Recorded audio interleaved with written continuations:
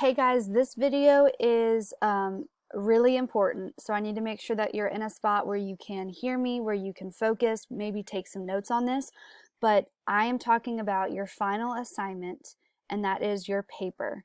And if you look here, we don't have much time left in this class. So I've broken it down into 2 weeks. You have to be reading and you have to be writing. That's all you have to do. Reading chapters 8, 9, and 10 before next Monday. And then once you watch this video and I explain your papers, in order to get a participation point, you need to comment saying, great, I understand, or wait a second, I don't really understand this. What do you mean? And that will get you the point. So that needs to be done by Wednesday. And I am not posting a video on Wednesday. So reading chapters 8, 9, and 10, you have a week to do that. Comment saying that you understand or you don't understand by Wednesday. All right, so your papers. Your paper is a literary analysis, and this is probably one of the hardest, most complex papers that you will write this year. What is an analysis? An analysis is a detailed examination of the elements or structure of something. Okay, so what does that mean with regards to this book? We are going to be looking at the different elements of a story. So in particular, like motifs that we've discussed, or certain characters and their development. And you're going to talk about how those characters and how those motifs help in the overarching theme. One of the deeper meanings to this book, right?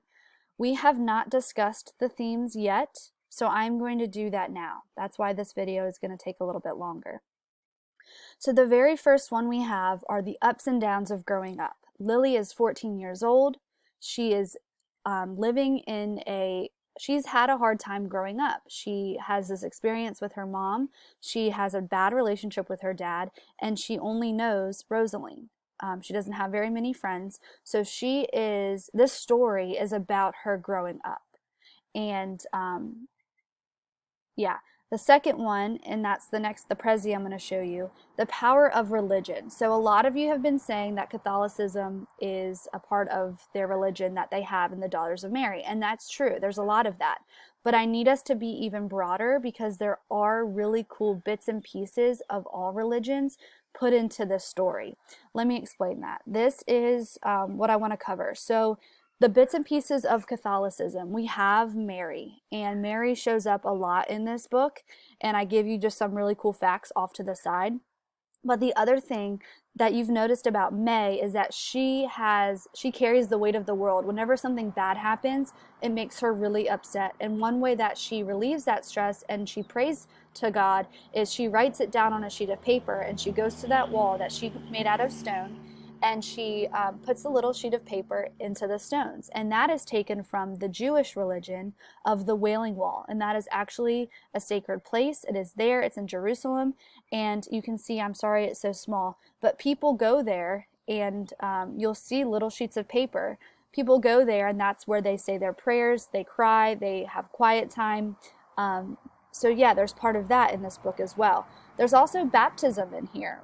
You saw in the very beginning when they were walking away, Lily goes to a Baptist church, but the Daughters of Mary use salvation gloves, and there's one different thing per finger, and Lily explains it in the book. I forgot what chapter, but that's also in the book. So that's why that's a major theme, is because of how interesting it is that there's so many different bits and pieces from different religions that create their one belief system. So that's a major one. The importance of love and relationships. So the relationships is a general theme in here because we have family relations. We have Lily, who does not have a strong family relation, but then we see August, June, and May, who have a very strong connection. Then we have more intimate relationships in this book. We have June and Neil, who are in a complex relationship and more adult relationship. And then we have Zach and Lily, who are in this young love type thing. And then we have friendships. I mean, they're all considered friends, but maybe you talk about Rosaline and Lily in particular, or Rosaline and May in particular. So relationships and love and bonding together as humans is a very important theme in this book. The last one that I can come up with, because you might have other ideas, is the breaking down of society's perceptions of certain aspects. And the biggest one here is racism. So this is set in the 1960s. So we know that race is, the Civil Rights Act was just signed. There's tension all around. So there are parts in the book where Lily's inviting the readers to think about, why is this the way that it is? She's in this, a white girl living in a black community, and she's like, these people are great. Why is society acting the way that they are when they are so cultured and intelligent? And so she has this different perspective of racism. So there are, besides Lily's perspectives, there are some other instances like Rosalind getting beaten and nothing being done about it. And then I'm not going to ruin some things that happen later on in the book, but there's another intense moment that happens with racism. So that one is also a major theme. All right, now we're down to the motifs and characters. So I think we're all up to speed with what this assignment sheet will say. And now let me break down the steps to writing this paper. Okay, 5 steps. The first one, you need to decide which one you want to do. So if you've been noticing a lot of things with religion, please do that one. If you've noticed Lily's growth through this and her questioning and the good times and the bad times, do this one. So you have to pick one from this blue list. Once you come down here, this should be from your analysis packet. I created that activity knowing that you would have to write this paper, so there should be some good information using some of these. So let's say that you want to do the power of, no, let's do number 3, the importance of love and relationships. That's your major theme that you're going to talk about in your paper. That's the central idea. You have to identify 1 to 2 from this list and 1 to 2 from this list. If I'm doing number 3, I definitely want to talk about bees, because there's lots of connections between bees and how they interact with each other, and then the relationship part in the book. So I'm definitely going to do A.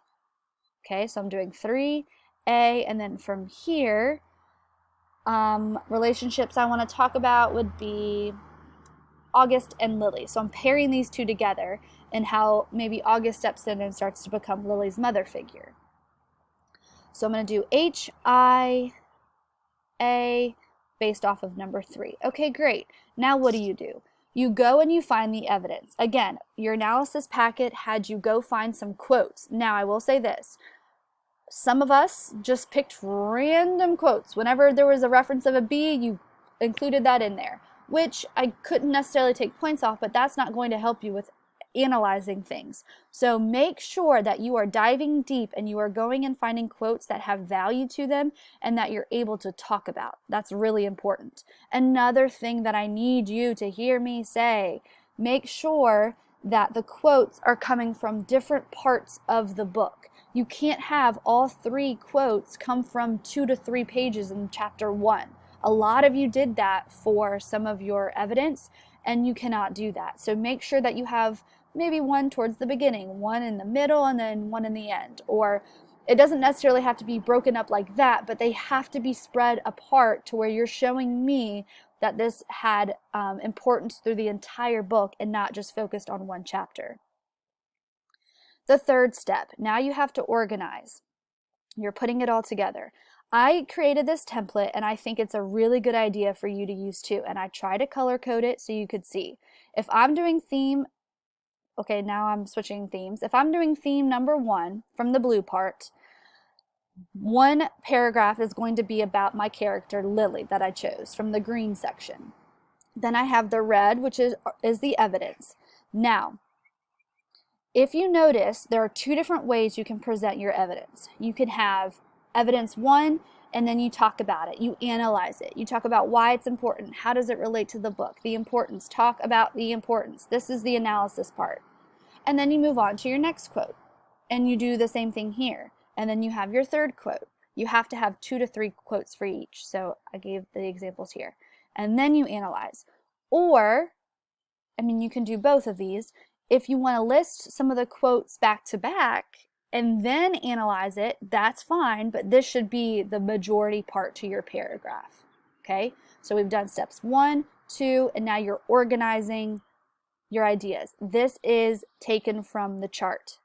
If you feel like you did a really good job on the chart, you took your time on the chart, use that. If you feel like you just got that assignment just to get it out of the way, I would start over and I would create this template as a very skeleton outline for your paper. Now we go into the pre-writing, the more specific, beefed up outline to your paper. I am still color coding because you know that's what I love to do. So this is step 4, your introduction. What can you talk about in your intro? You definitely need to mention the book, say In the Secret Life of Bees by Sue Monk Kidd, yada, yada, yada. However, you're not spending too much time doing this. I don't need to know all about the author. I know the author, I've read the book, I'm your audience, so just give me 1 to 2 sentences summarizing the book. Then you definitely have to talk about the theme. Give the general to specific. Say, everyone in life has some type of relationships, whether it's friendships, relationship with their parents, siblings, list all those, be very general. And then you can say, in particular, this theme is highlighted in the book, The Secret Life of Bees. So do you see how I'm still going general to specific and I'm just focusing on the book and then the theme? Then you have your thesis statement. The thesis statement will say something like, here's the theme that I'm going to talk about, and these certain characters and motifs helped that theme develop throughout the story. Body 1, you talk about either, and I just chose the motif color, the character color. Body 1 will be all about that, and you have your evidence and you have your analysis. Body 2 would be all about the motif. You give your evidence and then you have your analysis.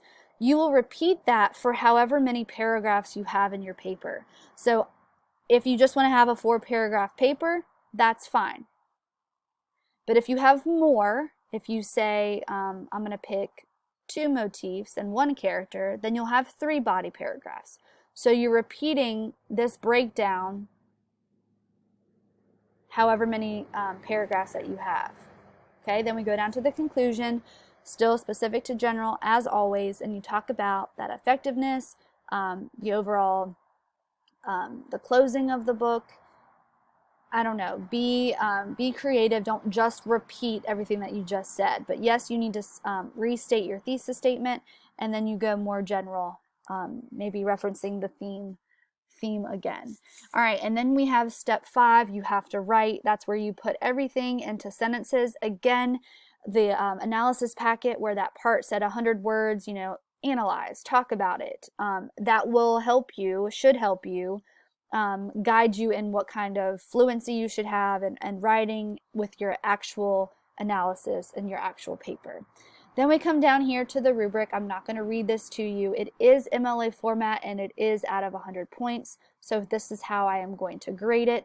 Notice how there is not a page requirement. And that is because I am not looking for 5 pages. I am looking for quality of your analysis. How well are you able to draw connections? But if you're looking for around how many pages, it should be around 2 pages. I realize that I just said a lot of information, and then this is where you have to come in. You need to comment in Google Classroom for a participation point saying that you understand. Say, I don't understand, here's my question, can you please answer it? And you need to do that by Wednesday. If I forgot something, please include that question in the Google Classroom comment spot. But yeah, I think I've covered what I need to today. Okay, read this week, get started on organizing your paper, be thinking about what you want to do, and let me know if I can help in any way.